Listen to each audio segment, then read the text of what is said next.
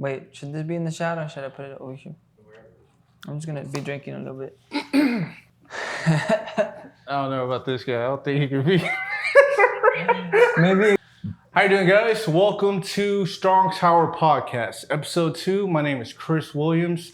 We appreciate you guys taking the time and checking us out. Here at Strong Tower, we are a faith-based recovery program. We believe we are also the faith-based solution to the drug epidemic that's facing our nation. And we're a church, we're a discipleship program, we're a rehabilitation program. We do it all. And we just want to try to bring people to Jesus and try to help them onto the right path. And today we have a very, very special guest. Not to say that all our guests are not special, they are, but we have the man, Daniel Gonzalez. How you doing, Mr. Daniel? You doing all right? I'm doing fine. We appreciate standing by. So Daniel, you've been here at Strong Tower how long? It's gonna be 9 years on June the 2nd. June 2nd? This year, yeah. That's a long time. That's a pretty long time. It's a very long time. I'm sorry, I'm pretty nervous. Never really feel like I've been in this situation right now. So with lights, cameras on you, and then yes, it's very, very nerve-wracking. It's okay. You're doing great. You're doing a good job, Mr. Gonzalez. You're doing a good job. So, Mr. Gonzalez, could you, for the people that are listening, could you just describe your walk and how did you come to know Christ and how did you come to Strong Tower? Well, I am 29 years old. I'm about to hit the big 30 on May the 8th. So that's 2 weeks from now or so. I began my walk, my personal individual walk with God when I was 16 years old. And I had a good, I would say I had a good childhood for the most part. Awesome family. But there was some factors of our family that played a part in me maybe growing up a little bit broken. Yeah. I'm sorry, Mr. Gonzalez. Yeah. Where are you from? I'm from South Texas, so AKA the Valley. The Valley, yeah, Rio Grande Valley. If you hear an accent in my speak, it's that I grew up in the Valley. So, parents were divorced whenever I was whenever I was born or something like that. So, that had a part in me growing up broken, maybe seeking for identity in the wrong places, seeking for love in the wrong places. But anyways, my mom still raised us up in church. And because of that, at 16, with all the hurt and the pain, the brokenness, the sin that I was carrying, I knew I could run to God because I'd hear about this God that loves us and that would forgive us and that would help us. So I did that at 16, and I happened to start going to this specific church.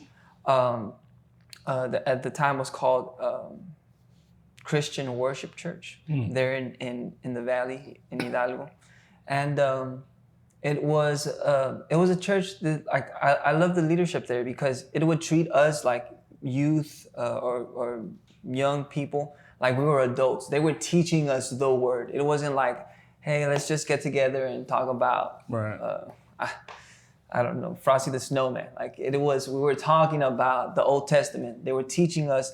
Like it wasn't like Sunday school for me where we had coloring books. And, yeah. You know what I mean? No. For some reason, it was deep, and it at that point, the Lord, I believe, orchestrated it because I just took it all in. I absorbed it, and at that age, I was like on fire for God. So. That was basically the beginning of my journey with God. And okay. So fun fact about Daniel, that's why he's such a very special guest. He is the worship leader of Strong Tower. Yeah. So when you started playing music, when you started learning, did you always knew you were gonna do big worship music? Actually, yeah, no. I believe like whenever I was 11, 12 years old, I picked up this just I guess desire for music. At that time, like techno was a thing Yeah. for some reason, right? And you were able to like get these virtual DJ things on your like computer. So I remember editing, making beats at a young age, and I never knew that at some point I would be doing what I'm doing now. But I also remember just a fun fact. Like I said, my mom raised us in church. Whenever I was about maybe 5 years old, I would grab they would, I guess I had like a toy guitar, and I would stand on top, like on stage with a worship team, and I would act like I was playing along. Well, you're like, what is this kid doing? Yeah, Like, I you were have this. 5? I have this 5 years old, maybe even younger. I'm not sure, but I have this picture of that. Maybe we can put it up Edit there. it in? Yeah, edit it in. But I never would have thought.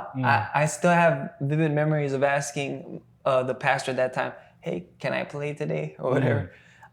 But obviously the Lord knew, and it's a crazy thing. Yeah. Gotcha. Well, we appreciate that, Mr. Daniel. So you're in church. You're 16. You're finding about God and about yourself. So you also have a very fascinating story how you come to know the pastor of Strong Tower. What was that Pastor Michael Adams? Yeah. So an awesome thing about the church that I was at, like I said, their faith in the Lord was so real and such a blessing for everyone there, and it's because they were a part of a maybe bigger ministry, I could say, that plants churches. Maybe I could even say all over the world, which is Calvary Commission. So that church in Hidalgo was just one of the churches that this other ministry had planted, and that's how we were in connection with Pastor Michael, our pastor here at Strong Tower. So throughout the years, from 16 and on, Pastor Michael would go visit us, and we knew him as the pastor with the motorcycle, the pastor that was super tall because we're Hispanic down there. So If y'all didn't know, our short. pastor loves motorcycles and Yes. is super tall. Yeah, yeah, I would have never thought that I would end up in his church. Yeah, you met him like, how old were you? I was 16 whenever I met him, You're but 16. he actually laid the foundation for our church in Hidalgo, like the what do you call it, concrete? Yeah, the little concrete. Yeah, And Strong Tower was not made. It wasn't even like a thing at that point. Yeah. Yeah, like that was 2000, the year 2000. He laid the foundation. So at that point I was 7 years old. But yeah, that's how we're in connection with them. That's pretty crazy.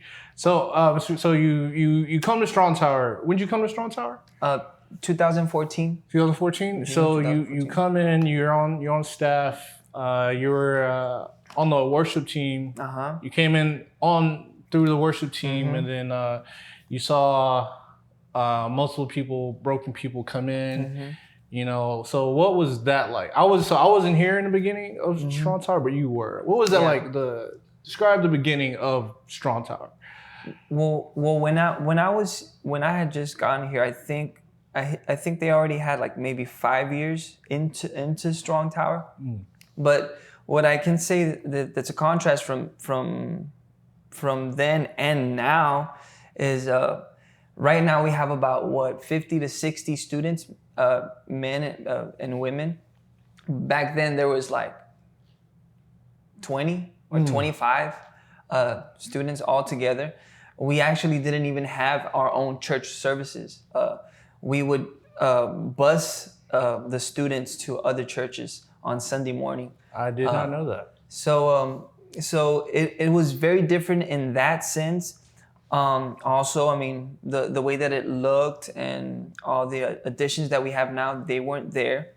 But something that I can say was the same was their desire to help people. It was their desire to love God and to know Him more and to reach people was there since the beginning, and that's actually what made me want to stay. When I got here, I was thinking about staying maybe a month to 3 months. It was kind of like a summer camp thing for me. But I definitely saw this place as a Goshen place, a place of blessing. In the short time that I was here, I saw it move forward again, and grow. And it was very attractive to me, to my spirit, to myself. So going back to you being the worship leader, so every Tuesdays at 7 p.m. and every Sundays at 10 a.m. we hold service, and Daniel and his team are every week. I can say every week they give it their all. They go hard. When you're up there on stage, when you're singing to the Lord, like, cause I don't play. I'm like, man, I can't do that. Like, Yeah. Like, so when you're up there, like, what's going through your mind as you're singing your set? There's definitely a lot of mixed thoughts, mixed emotions in it. But definitely, I mean, wanting to sing to God, bring an offering, that maybe to us and to each other means nothing, but knowing that God is listening and that in some way I can honor Him with my words. That's really the heart of when we're up there, and at the same time to be able to minister to His children, which are the people that are around us. Sometimes we might forget about that, but I believe the Lord uses us as well to prophesy and to speak over His people. So those two, I would say, are the main things that I try to remind myself as we're in that place of worship and leadership. Okay.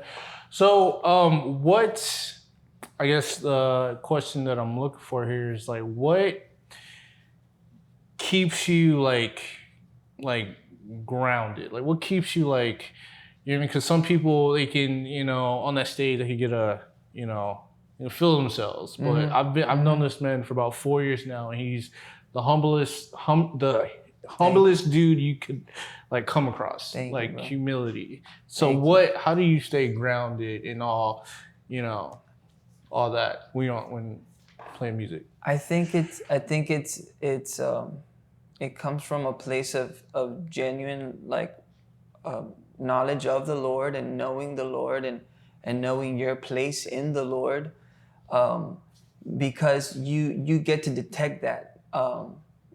Obviously we're all flesh, so of course there's days where we're up there and we're like, man, we did great, or like, oh, that was so awesome, and you want to exalt yourself, but how do I know that that's not right? Because of the Word of God.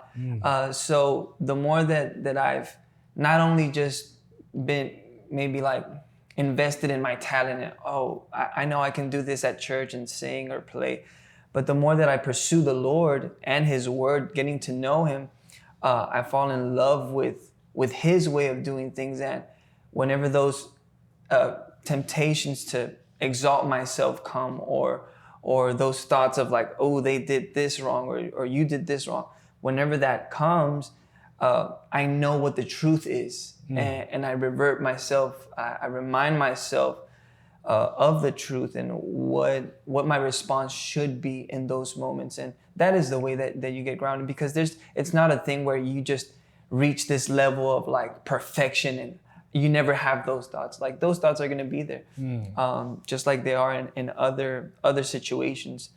But yeah. Amen. So you're going to preach in a couple of weeks. Yeah. You're going to get you're going to get from behind. I mean, are you still going to play and preach? Can you do that sometime? I think.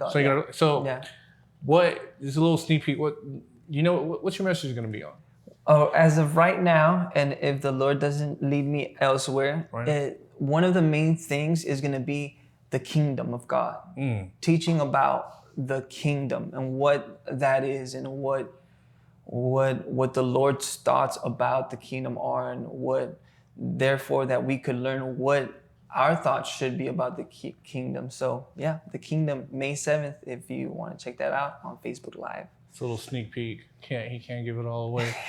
So our last guest, Mr. Joshua Leyva, he found his wife here at Strong Tower. Yeah.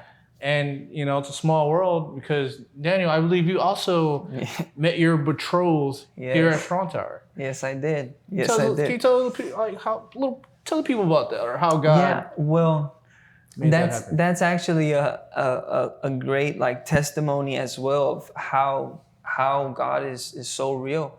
Whenever I was 16, going back to me being 16 and saying yes to the Lord, I remember being at a conference up in Lindale, Texas, which is 9 hours away from the valley. So we were at a conference where Pastor Michael and his church or his ministry were at as well. So at this point, remember, we were not in the same church. We didn't know his people or anything. I just knew about Pastor Michael and that's it. But we happened to be at the same conference. And Harley, that's my wife, her mother was in the program at that time.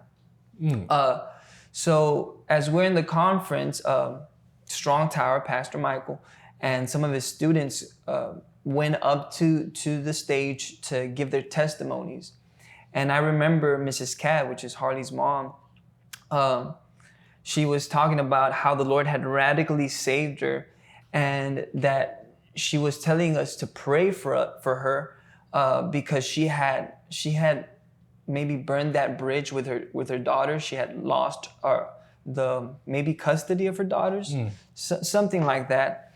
But just her daughters weren't with her then. And I remember she asked the congregation to pray for her, to be restored to her daughters.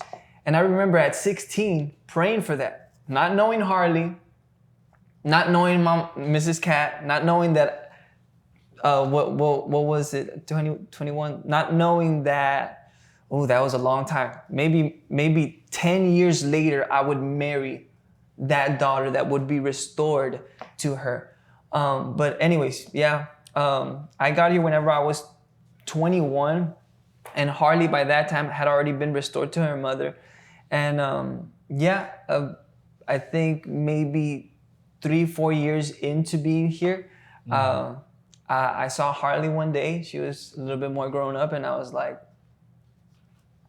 what's up, girl? I see a godly woman here. Oh, you know what I'm saying? She wasn't Leah or Leia. She was definitely Rachel.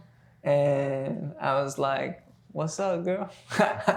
but yes, and I'm happily married. And how long have you been married? We've been married 1 year, December, January, February, March, April. 1 year and 5 months. Well, congratulations. Yeah, thank you. Thank you. So, Mr. Gonzalez, you've been serving here at Strong Tower 9 years, correct? Well, it's going to be 9 years, yeah. It's going to be 9 years in June. Yeah. Right? Yeah. 9 years in June. So you've been serving consistently. So how do you do that? And do you have any advice, because you're serving God, you're putting your you're not your flesh, you're not what you want. You're like, you know what, God wants me here. Like, how do you keep that fire? I'll start with being 16 again, and seeing the Lord, seeing the Lord in my life. And whenever I was 16, I was broken, carrying so much pain and hurt from, life and my wrongdoings as well. But the Lord met me there, and I completely fell in love with Him. The church that I was at, not only would they teach the word and teach us if we were adults, but they would also walk it out. So we would go on missions trips every year. We would go to Mexico, to places where they work all day for 10 cents. And we would help people. We would preach, we would teach, we would lead worship. So that was kind of my upbringing in the church. So at a very young age and at the beginning of my faith, I got used to like a life that is laid down for Christ, and which is just a really a prime principle of our faith in Christ. Like it says in the word, Jesus did not come to be served, but to serve. And Jesus said, if you want to follow me, like just know that we probably won't have a place to lay our head, so there's so on and so forth. There's so many places where you can find that. So I think knowing the Word of God, knowing God Himself, and knowing what He calls us to, that has helped me to live the life that I live. Because maybe here and there, the stuff of the world, the flashy stuff might be attractive to me, but if I'm honest, for the most part, it isn't any longer, because I know that this is what He calls us to do, to help people. He's in the business of people, saving people, loving people, teaching people. He said, go and make disciples out of all the nations. It didn't say go and build, I don't know, or go and create this specific thing, which I'm all about that. Yeah. I'm all for it. But if I can spend the rest of my life doing something, it's going to be helping people out. And yeah. Beautifully said, Mr. Gonzalez. So, Strong Tower. How would you describe it? How would you describe Strong Tower? The program, the discipleship part, just the whole thing. How would you describe it? Strong Tower is I guess several things come to my mind that could be said, but Strong Tower is definitely a place that is based on the heart of God, which is helping the least of these. And I mean, the program and all of it, all of its different facets, it's something that's still growing and moving forward. But at the core of it, I would say it's a place where people can come and get healed and be restored and get maybe strengthen their faith in God, their walk with God. That's what I would describe it as. It's a safe place, but based or focused and centered on Jesus, on God. Beautiful answer, Mr. Gonzalez. You just give a beautiful answer. It's like just the right thing. So going back to music, who in the worship world, who do you like? Who do you model yourself out there? Who do you like when you were learning? You're like, man. When I was learning, oh Lord. Like that. Well, we gotta remember. Well, let me give you a little blast from the past. 16, going back to 16. Let's go back. Well, this time, because I'm gonna give him a real blast from the past. You don't know so it'll be 11 years old. Okay. And you should know that he knows this answer. So at 11 years old, whenever I picked up this love for music, it was rap. It was rap at that time. Oh, and man. he should know this rapper that I'm not too proud of anymore, but at that point I really liked his music, and his name was 50 Cent. That's right. 50 Cent. Yes. I would print out his lyrics and I would memorize them, and like in school, whenever they would ask us to journal, I would just write his lyrics down. And I would get out of it. Anyways, yeah, that was not a good influence in my life. Probably one of the reasons why I would do whatever I did. And now I don't think he's too gangster anymore. So it's kind of sad, but anyways. Oh, we're not. What's your favorite 50 Cent song? Oh, there's too many. There's too many. There's too many. I'm sorry. Amen. Window Shopper. Okay. Many Man. Well, I'm not saying that I listen to that anymore. Actually, I don't listen to that. But in that time, yeah. You're just laying down the groundwork. In the club, This Is How We Do. Oh man. Of other ones that, yeah, I'm not proud of. But We're just laying down groundwork. now, we fast forward to 16 whenever I started listening to Christian music. They were like mostly Spanish singers that I would look to, but only because that's all that I knew. It's not necessarily that I loved them, but that's what I knew. Now, if I can say, whenever I started actually singing, because I used to just play guitar, but whenever I started singing, and wanted to grow in that, I really looked up to United Pursuit, Okay. Jesus Culture, obviously. There was IHOP as well, which Steven Reyes is in the room. Oh, Lord, Steven. He's name dropping. He's name dropping.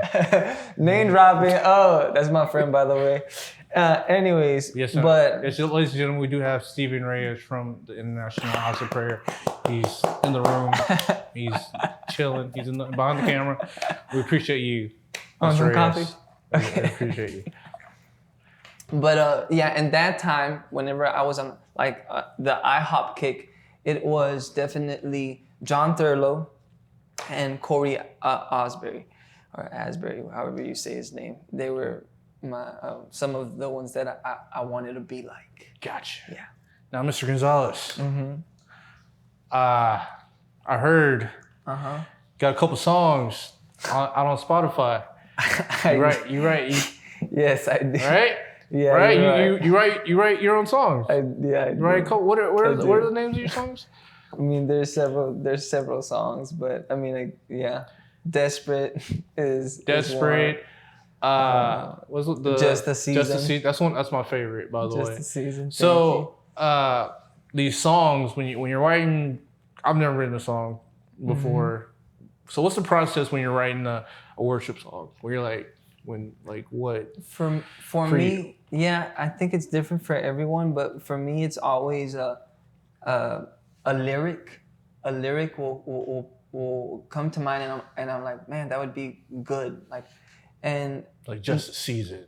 Just a Season. I'm desperate. Yeah, those were some of those though. They just came from a time of like, I was praying on the piano. Just a Season came from me. I was playing on the piano and I just started singing what I was feeling, and it was a song. It's one of those where it's just like it's a puzzle, it just falls into place for some reason. But yeah, others, it's more like the message behind the song, and then I'll begin to either grab the guitar or the piano and add stuff to it. But yeah, usually the words. And they can find these songs on Spotify. Where at? Yes, at Daniel Gonzalez, and that's Gonzalez. Yeah. What is Z? Z. Also on YouTube. Also on YouTube. Check it out. I'm a big fan, Daniel. Thank you, bro. What was your latest song you just premiered? The one that he's coming back again. He's coming back again. Yeah. That one's still not out, but maybe someday. Maybe someday. Yeah. Where what was the story behind that song? That one, well, it's obviously about Jesus returning, and it came from a place of just wondering what the disciples were thinking. Like, I try to put myself in the disciples' place whenever Jesus kept saying, like, the Son of Man will have to be taken or arrested, or they were probably like, what do you mean? Where are you going? Like, you've been healing people, you've been feeding us, you've been helping us. Like, we need you here to deliver us. He's like, and Jesus is like, well, I'm telling you, I need to go to prepare a place for you. And they're like, what does that mean? So it came from that place of just wondering, like, what were the disciples feeling? And then obviously, after he's crucified, buried, and then not in the grave, and then he appears to them, the joy that filled them.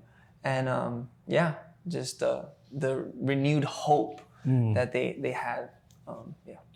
So, Mr. Gonzalez, I'm sure the people want to know. I mean, I want to know what's in the Bible. What's your go-to book? Oh Like we're just like, man. man, You can't say Songs of Proverbs. That's Everybody a, says Songs that's of a Proverbs.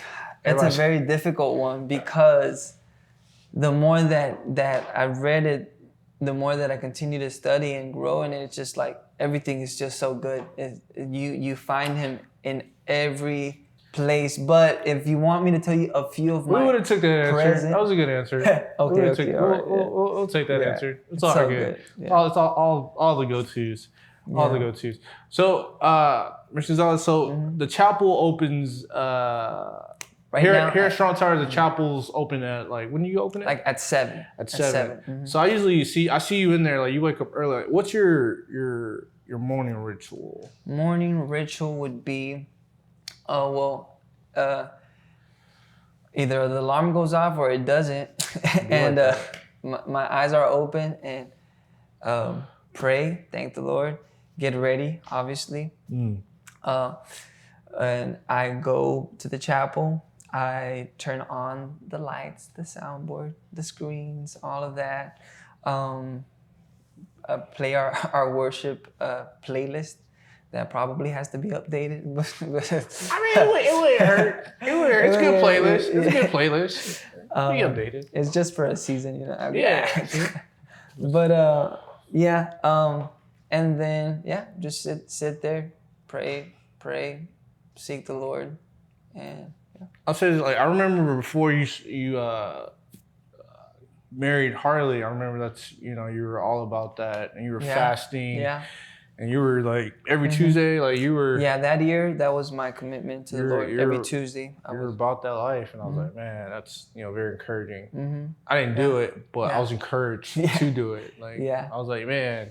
Yeah, it's good. It's a beautiful thing to do. Yeah. For the people that maybe are new to the Christian, like fasting, like why is that? Like why is that important? Like what is that? Why is it? First of all, fasting. What would that look like? Like you probably, if you want to be like biblical, it would be you missing some meals, for a good period of time. It could be a day or several. But why is because we're so fleshy. We are in our nature as people. We're so carnal, and we'll be led by our emotions, be led by our wrong thoughts so quickly. So whenever you fast, what you're doing is you're kind of putting flesh at a place of like, hey, you don't control me. And it helps you at the same time to be more focused and rely on the Lord. You don't want to just miss meals and not pray or be intentional about reading your word or seeking God. It goes hand in hand. But it'll definitely get you closer to the Lord, and not because He's far away, but because us in our flesh, we actually are. So fleshy. Fleshy. I don't know if that's a good word, but yeah. That's a great word. Mr. Gonzalez, man. So what so we're gonna cut all this because where we at? Yeah. Abner, where we're at? We're at 34. Oh, we good. Let's actually not cut it. Let's just keep talking. Like, hey, Abner, what's up? It felt like a long time, but it's only 30. Hey man, yeah, that's good. Yeah. You just want to close it there. Yeah. Yeah. I'm gonna close this out. This is pretty good. Well, Mr. Gonzalez, I want to say thank you. I know you're a busy man. I want to say thank you for stopping by, man. Like we really appreciate you. Thank you. You know what I mean? Like, again, where can the people find you on Spotify? On Spotify, Daniel Gonzalez. And yes, maybe we can put it on the video. Apple Music. YouTube Music. Thank you. Thank you, Abner. We'll put it. We'll Abner has actually right now our friend that's recording us, he has played for some of those songs on my Spotify. So you go check them out. Check him out. So we want to say thank you guys for joining us here at Strong Tower, the Strong Tower Podcast, episode 2. We hope you have a blessed day. If you know someone that needs help, thank you guys for joining us. Please have a blessed day. God bless.